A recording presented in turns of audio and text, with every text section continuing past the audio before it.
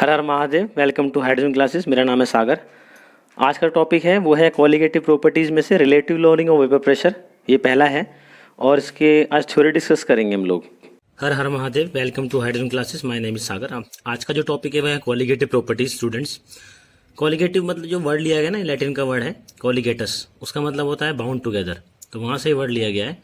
तो इसमें 3-4 प्रॉपर्टीज़ हैं। आज मैं लूँगा relative lowering of vapour pressure. So हम पहले ही जाने कि कॉलिगेटिव प्रॉपर्टी हम पढ़ क्यों रहे हैं, इसका फ़ायदा क्या है। कॉलिगेटिव प्रॉपर्टी पढ़ने का सबसे बड़ा फ़ायदा ये है कि किसी भी अननोन सॉल्यूट का मोलर मास में निकाल सकता हूँ। फॉर सपोज मैं आपको वो दे दूँ, ग्लूकोज का फॉर्मूला है C6H12O6, तो उसका मोलर मास 180 आप निकाल लोगे। लेकिन मैं आपको बताऊँ ना कि ग्लूकोज है या बताऊँ ना शुगर है, पीस के दे दूँ, तो उसका मोलर मास कैसे निकालोगे। तो कॉलिगेटिव प्रॉपर्टी में एक्सपेरिमेंट के द्वारा आप मोलर मास फाइंड आउट कर सकते हैं। तो इसमें हम क्या करते हैं, सॉल्वेंट लेते हैं वोलेटाइल और सॉल्यूट लेते हैं नॉन वोलेटाइल। ध्यान दीजिएगा, नॉन वोलेटाइल सॉल्यूट ऐड करा जाता है वोलेटाइल सॉल्वेंट में। अगर दोनों ही वोलेटाइल ले लिए तो फिर तो ये रॉल्स लॉ बन जाएगा। आप पहले पढ़ चुके हैं, जब दोनों कंपोनेंट लिक्विड फेस में वोलेटाइल हो तो वेपर फेस में चले जाएंगे तो रॉल्स लॉ हो जाएगा। कॉलिगेटिव प्रॉपर्टी में क्या है, हमारा सॉल्यूट क्या है, नॉन वोलेटाइल। और वोलेटाइल नॉन वोलेटाइल में आपको पहले वीडियो में बता चुका हूँ क्या होता है। तो यहाँ देखिए मैंने क्या लिखा है, colligative properties depend on number of solute particles not on their nature. तो मैंने लिखा कॉलिगेटिव प्रॉपर्टी किस पे डिपेंड करता है, number of solute particle, solute के पार्टिकल्स कितने हैं उनकी संख्या पे डिपेंड करता है, उनके नेचर पे डिपेंड नहीं करता। दूसरी बात सुनना ध्यान से, इसमें क्या गया नोट, एजम्पशन क्या है यहाँ पे, that solution properties are independent of nature of solute particle is only exact for ideal solutions and for dilute real solution. तो अगर सॉल्यूशन रियल है जैसे कि चीनी पानी में, तो वो डाइल्यूट होना चाहिए, इट मस्ट बी डाइल्यूट, तभी कॉलिगेटिव प्रॉपर्टी फॉलो कर पाएगा। और या फिर वो आइडियल सॉल्यूशन हो हमारा, तो पूरी तरह आइडियल कोई होता नहीं है। और जो हम रियल सॉल्यूशन लेंगे उनमें हमें क्या कंडीशन ध्यान रखनी है, it must be very very diluted, वरना एजम्पशन नहीं कैरी कर पाएगा। क्या एजम्पशन है हमारा, हमने लिया है कि colligative property number of particle depend करता है, नेचर पे डिपेंड नहीं करता सॉल्यूट के। फॉर एग्जाम्पल, इसका मतलब बच्चे ये ले लो आप कि जैसे क्लास में स्कूल में बच्चे हैं तो जो फीस है वो डिपेंड करती है नंबर ऑफ स्टूडेंट्स पे। नंबर ऑफ स्टूडेंट जितने ज़्यादा होंगे ना, फीस उतनी ज़्यादा आएगी स्कूल में। लेकिन हाँ, जो उसका रिजल्ट है वो उन पे डिपेंड नहीं करता। सरकारी स्कूल में क्या है, भरे पड़े हज़ार हज़ार बच्चे, रिजल्ट किसी का आ नहीं रहा। वहीं किसी स्कूल में बच्चे 50 ही थे, रिजल्ट बढ़िया आ रहा है, तो रिजल्ट क्या है, वो संख्या पर डिपेंड नहीं कर रहा, वो तो एजुकेशन पर डिपेंड कर रहा है। लेकिन जो फीस है वो नंबर ऑफ स्टूडेंट्स पे डिपेंड करती है। तो जैसे यहाँ पे colligative property number of particles पे डिपेंड करती है, उनके नेचर पे नहीं। और नेचर पे कब तक डिपेंड नहीं करेगा, जब तक सॉल्यूशन डाइल्यूट है या रियल है। अगर सॉल्यूशन में कंसंट्रेशन हाई हुई सॉल्यूट की, तो फिर जो फॉर्मूले अप्लाई करते हैं, जो डेरिवेशन हम निकालते हैं, वो इसमें अप्लाई नहीं होगा। तो मोलर मास हम निकाल नहीं सकते, वो सही नहीं आएगा, एग्जैक्ट नहीं आएगा। तो it is applicable for the dilute solution, real dilute solution. So ये बात आप जान लीजिए। कई बार कुछ लोग बोलते हैं कि नंबर ऑफ पार्टिकल के इंडिपेंडेंट में बच्चों को काटा जाता है, बच्चों को दिन में बेवकूफ़ बनाया जाता है। वो बोलते हैं चाहे KCl डाल लो चाहे NaCl डाल लो, अगर दोनों सेम पार्टिकल दे रहे हैं तो दोनों का मोलर मास सेम आएगा। ऐसा हो नहीं सकता। या ग्लूकोज डाल लो या चीनी डाल लो, दोनों अगर पार्टिकल सेम दे रहे हैं, क्योंकि नंबर ऑफ पार्टिकल पे कॉलिगेटिव प्रॉपर्टी डिपेंड कर रही है, ऐसा नहीं है। दोनों का मॉलिक्यूल्स का साइज अलग होगा, ग्लूकोज का अलग होगा हर एक मॉलिक्यूल का, और शुगर का अलग होगा, तो दोनों की कॉलिगेटिव प्रॉपर्टी डिफरेंट रहेगी। कब, अगर कंसंट्रेशन हाई है। हाँ, अगर डाइल्यूट हुआ, बहुत कम मॉलिक्यूल्स हुए, तो फर्क तो पड़ेगा, पर ज़्यादा फर्क पड़ने वाला नहीं है। तो इसलिए कहते हैं कि वो नेचर के इंडिपेंडेंट हो गया। पर ये मत समझना आप, नेचर के इंडिपेंडेंट का मतलब ये होगा कि कोई भी सॉल्यूट आप डाल लो, अगर पार्टिकल सेम दे रहे हैं तो कॉलिगेटिव प्रॉपर्टी सेम आएगी, ऐसा कुछ भी नहीं है।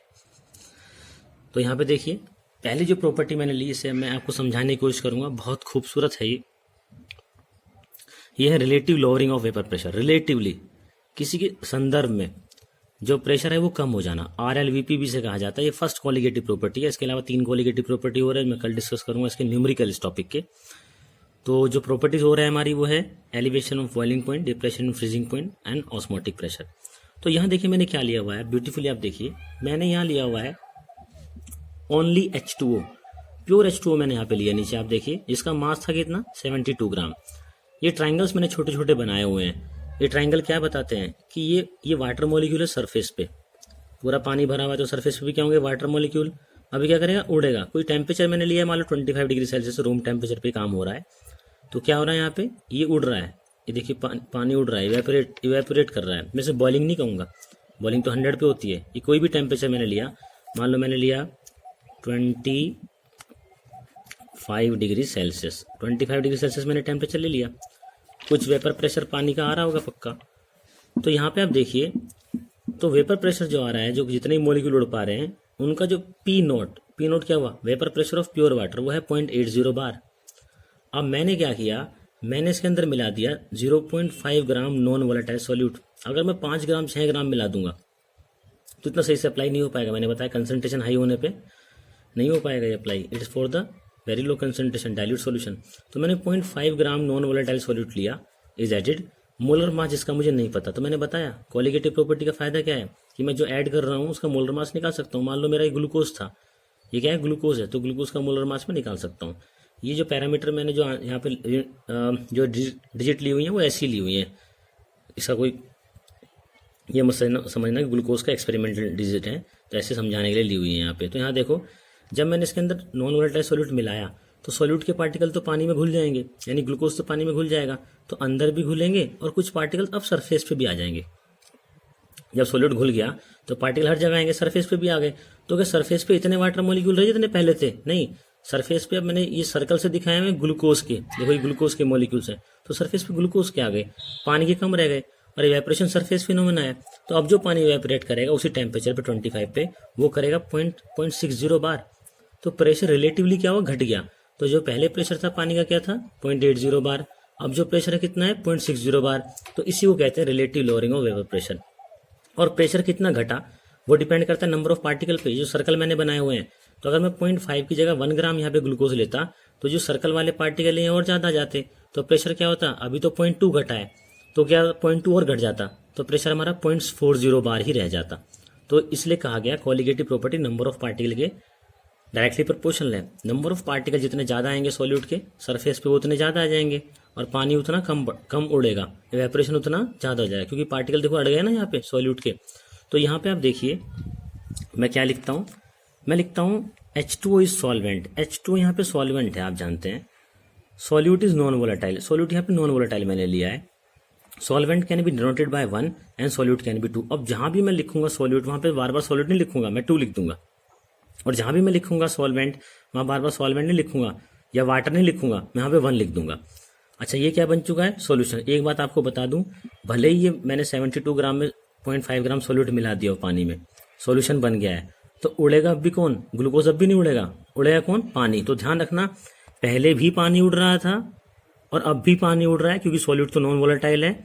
तो अब जो प्रेशर आ रहा है 0.60 बार, इससे कई बार ये भी कह देते हैं कि vapour pressure of solvent in solution, या कई बार सीधा बोल देंगे वेपर प्रेशर ऑफ सॉल्यूशन, एक ही बात है।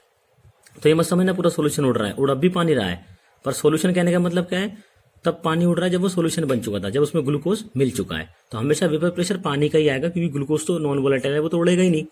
तो अगर मैं वेपर प्रेशर ऑफ सॉल्यूशन लिख देता हूँ तो ये मैं सोचना पूरा सॉल्यूशन उड़ रहा है, उड़ अब भी पानी ही रहा है, वोलेटाइल पानी ही है। अच्छा, अब देखिए यहाँ पे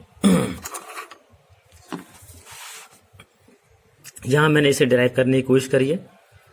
देखिए मैंने क्या लिखा है, मास ऑफ प्योर सॉल्वेंट। जो वाटर मैंने लिया था उसे मैंने क्या माना, W1 मान लिया। W मतलब मास, 1 मतलब सॉल्वेंट। मैंने पहले बताया पानी को मैं क्या बोलूंगा, सॉल्वेंट। यहाँ पे पानी है तो मैं उसके लिए 1 यूज करूंगा, 72 ग्राम था। मोलर मास ऑफ वाटर कितना होगा हमारा, इसे M1 से डिनोट करूंगा। 1 मतलब सॉल्वेंट, M मतलब मोलर मास हो जाएगा 18 ग्राम पर मोल, फॉर्मूले से आ ही जाएगा, ये मैंने लिया था। मास ऑफ सॉल्यूट कितना हो जाएगा, नॉन वोलेटाइल सॉल्यूट, ध्यान रखना W 2 ग्राम से लूंगा। W मतलब मास, 2 मतलब सॉल्यूट, वो कितना है हमारा 0.5 ग्राम।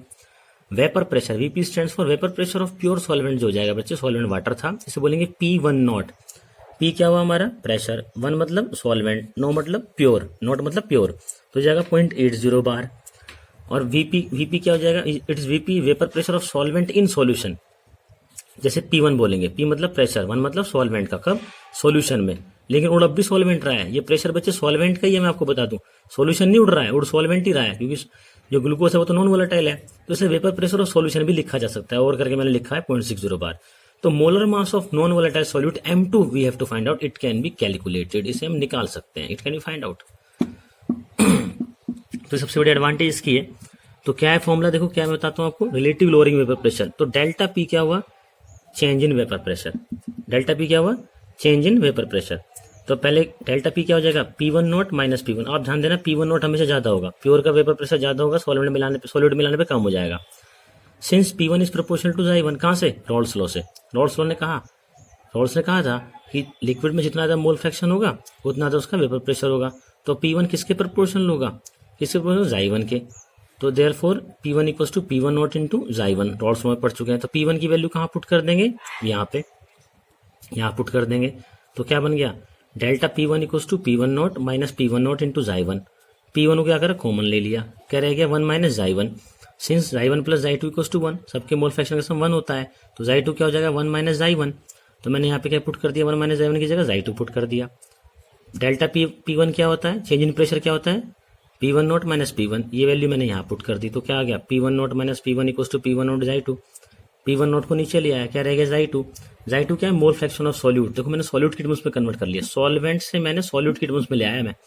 यहाँ पे देखो सिंस Xi2 क्या होता है, moles of solute by moles of solute plus moles of solvent. Xi2 क्या था, मोल फ्रैक्शन ऑफ सॉल्यूट।